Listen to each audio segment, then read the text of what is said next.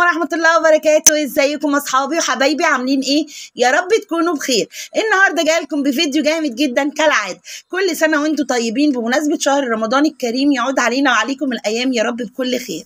جاي لكم النهارده بطبق الفول الجامد ده المتين، طريقة سهلة وسريعة مش هتاخد منك وقت خالص. لزوم السحور بقى انتوا عارفين.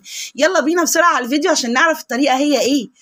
مبدئيا كده يا ست الكل، عشان نطلع فول حلو معانا زي بره ويمكن احسن كمان، تكون جودة الفول بتاعتنا نوعية كويسة جدا. انا معايا هنا كيس الضحى زي ما احنا شايفين كده، وزنه 500 جرام، يعني نص كيلو. هنضيفه في طبق غويط زي ما احنا شايفين. الفولة هنا متنقية ومغسولة وعلى الاستخدام على طول.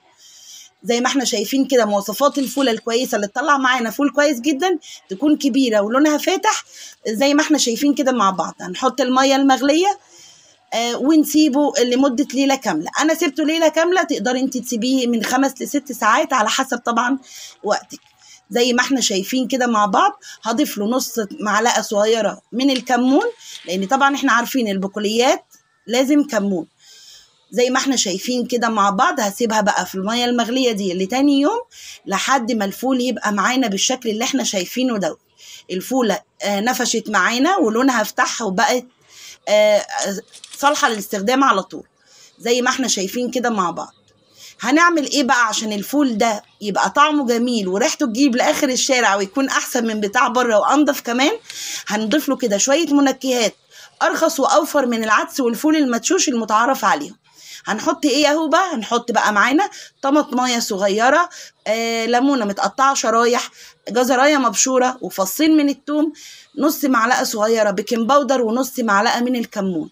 وطبعا الطماطم والجزر هنا عشان يدونا اللون الكهرماني الجميل اللي احنا عارفينه، والليمون عشان خاطر لونه ما يأكسدش ويسود معانا. هنروح بقى على البوتاجاز ونحط في الحله بتاعتنا الفول زي ما احنا شايفينه كده بعد ما صفيناه من الميه. هنضيف له ميه مغليه ونبتدي بقى نحط له المنكهات بتاعتنا الجميله. اول حاجه كده هنبقى معانا هنضيف له نص معلقه الكمون. والكمون هنا طبعا زي ما انا قلت لكم عشان خاطر بقى الغازات والقولون، انتوا فاهمين بقى.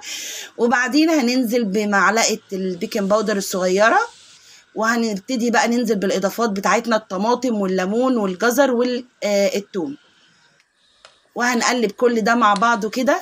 وهنسيبه على نار عالية في الأول أول 10 دقايق. زي ما احنا شايفين كده ابتدى يغلي معانا بقى ودخل في الغليان كده، نبتدي نوطي النار ونخليها نار هادية ونسيبه لمدة ساعتين. أنا هنا كان عدى من الوقت ساعتين زي ما احنا شايفين كده مع بعض.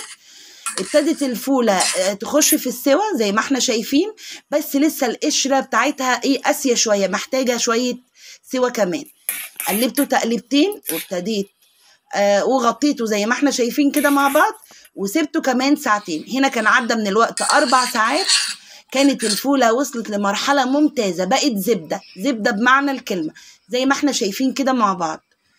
فولة طرية وممتازة وحاجة آخر جمال. الريحة بقى مش قادرة أقول لكم، كانت مسمعة في الشارع كله زي ما احنا شايفين كده مع بعض. في هنا في البيت مجموعة بتحب الفولة تبقى كاملة كده زي ما هي، وفي مجموعة بتحب الفول يكون مضروب كده نص ضربة في الكبة أو في الخلاط. أنا رضيت الطرفين وعملت كده وعملت كده. زي ما احنا شايفين طبق الفول معانا، بصوا زبدة ازاي عشان طري قوي، ما خدش يا دوبك ضربتين في الكبة وكان بالشكل اللي انتوا شايفينه ده. هنبتدي بقى نحبش طبق الفول لزوم بقى الحركات. حطينا نص معلقة كمون وظبطنا الملح بتاعنا وعصرة ليمون كده حلوة، والطحينة الجميلة بتاعتنا دي شايفين الجمال. وهنضيف شوية زيت نباتي بقى، ويا سلام بقى لو زيت زيتون يا جماعة بيبقى في حتة تانية خالص. هنقلب الكلام الجميل ده كده مع بعض، ونبتدي بقى لزوم التزيين والشكل الجميل. العين طبعا بتاكل قبل البق. حطينا شوية طحينة وشوية زيت، رشة من الشطة والكزبرة الناشفة. وزي ما احنا شايفين ان خلص الفول انا مش مسؤول. شوية فول بقى ما اقولكوش، حاجة جميلة جدا. وعشان نحبش بقى الاكلة الجميلة دي لزوم كده شوية حركات. زي ما احنا شايفين كده بصلاية مقطعة وطماطماية وشوية فلفل، حاجة آخر جمال. مع العيش بقى الشامي ولا العيش البلدي كمان، يا سلام هتدعيلي. بس امشي على التكات والحركات بتاعت هوبة دي وهيطلع معاكي أحلى شوية فول. ويلا بقى ندوق الفول كده وأقول لكم رأيي فيه. يا سلام، حاجة آخر جمال. ما تنسوش بقى اللايك لهوبة زي ما احنا متعودين. ودي كده الكمية اللي بقت معانا بعد ما أكلنا الطبقين الحلوين اللي انتوا شايفينه ده، يعني النص كيلو ما شاء الله فيه بركة، وهيبقى معانا كمان للسحور ونشيلهم في الفريزر ونستخدمهم وقت ما احنا عايزين.